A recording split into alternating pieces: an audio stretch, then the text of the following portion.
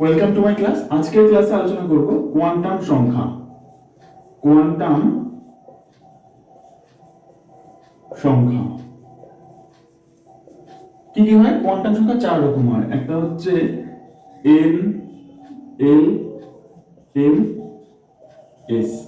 আমি তোমাদের বুঝিয়ে দিচ্ছি এন, এল, এম, এস কি। এন হচ্ছে প্রিন্সিপাল বা মুখ্য কোয়ান্টাম সংখ্যা, এল হচ্ছে গৌণ,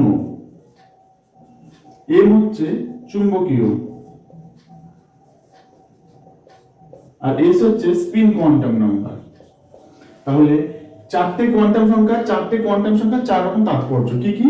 এন মুখ্য কোয়ান্টাম সংখ্যা বা প্রিন্সিপাল কোয়ান্টাম নাম্বার। কি জানা যায় এখান থেকে? জানা যায় হচ্ছে যখন এখানে নিউক্লিয়াস, এই চারপাশে যে কক্ষপথগুলো রয়েছে, এই কক্ষপথগুলোর সংখ্যা জানা যায়। ধরো n ইকুয়াল টু 3, তার মানে 1 2 3 এইটার কথা বলা হচ্ছে। এটা হচ্ছে n ইকুয়াল টু 1, এটা হচ্ছে n ইকুয়াল টু 2। তাহলে n ইকুয়াল টু 1 2 3 এগুলো হচ্ছে মুখ্য কোয়ান্টাম সংখ্যা। মুখ্য কোয়ান্টাম সংখ্যা কি? k l m n এসব দিয়ে ডিনোট করা হয়, k l m n দিয়ে। তাহলে n এর মান 1 মানে বুঝতে হবে k কক্ষ, n এর মান 2 মানে বুঝতে হবে l কক্ষ, 3 মানে বুঝতে হবে m কক্ষ। তাহলে n k l m n এগুলো যে মুখ্য কোয়ান্টাম সংখ্যা। নিউক্লিয়াসের চারদিকে যে কক্ষপথের সংখ্যা সেটা ডিনোট করা হয়েছে মুখ্য কোয়ান্টাম সংখ্যা বা n দিয়ে। ঠিক আছে, এটা গেল হচ্ছে একটা পার্ট। তারপর আছে গৌণ কোয়ান্টাম সংখ্যা বা অ্যাজিমুথাল বা দিগংশীয় কোয়ান্টাম নাম্বার। এটা কাকে বলে? বিজ্ঞানী সোমারফিল্ড এই বৃত্তাকার কক্ষপথ ছাড়াও উপবৃত্তাকার কক্ষপথের উপস্থাপনা করেছিল। তো তার সেইখানে আলোচনার জন্য গৌণ কোয়ান্টাম সংখ্যা দ্বারা সেটা জানা যায়, বা তার ইলেকট্রিসিটি যেটাকে বলে উপবৃত্তাকার কক্ষপথে, সেটা জানা যায় হচ্ছে এল দিয়ে। এল হচ্ছে এর উপকক্ষ বা সাবকক্ষ।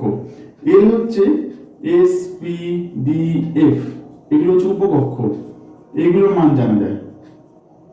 ঠিক, এটা হচ্ছে ধরো এল এর মান 0 থেকে 1 2 3 পরপর হচ্ছে। এল এর মান যদি 0 হয় তাহলে বুঝতে হবে এস, এল এর মান যদি 1 হয় তাহলে হচ্ছে পি, এল এর মান যদি 2 হয় তাহলে এর মান হবে ডি, 3 হলে এর মান হবে হচ্ছে এফ। এরকম পরপর চলবে।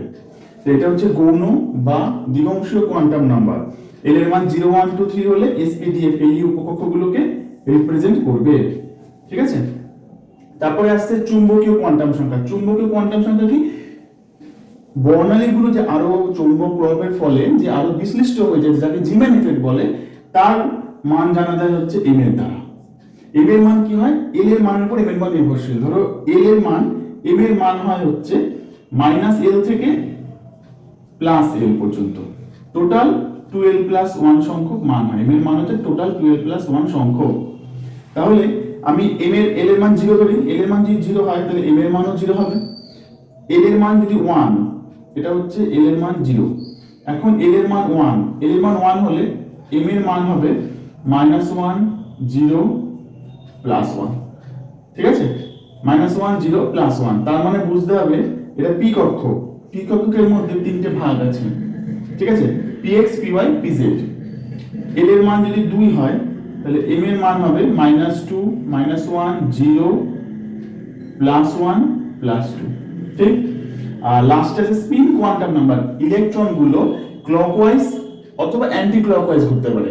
ক্লকওয়াইজ ঘুরলে হয় হচ্ছে +12, আর অ্যান্টি ক্লকওয়াইজ হলে ঘুরলে হয় হচ্ছে -12। ঠিক আছে, তো এটা ছিল হচ্ছে কোয়ান্টাম সংখ্যার চারটে n l m s, principal বা মুখ্য কোয়ান্টাম সংখ্যা।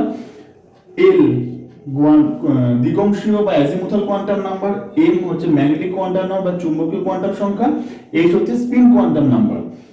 এন এর মান থেকে কি জানা যায়? নিউক্লিয়াসের চারদিকে যে কক্ষপথগুলো রয়েছে সেই কক্ষপথের মান জানা যায়। কে এল এম এন দিয়ে ডিনোট করা হয়। কে মানে হচ্ছে n ইকুয়াল টু 1 কক্ষ, এল মানে হচ্ছে n ইকুয়াল টু 2 কক্ষ। আচ্ছা, উপকক্ষ আসলে পরেরটায় চুম্বকীয় গৌণ কোয়ান্টাম নাম্বার বা অ্যাজিমুথাল কোয়ান্টাম নাম্বারে এস পি ডি এফ। ঠিক আছে, তাহলে এল এর মান 0 1 2 3 হতে পারে।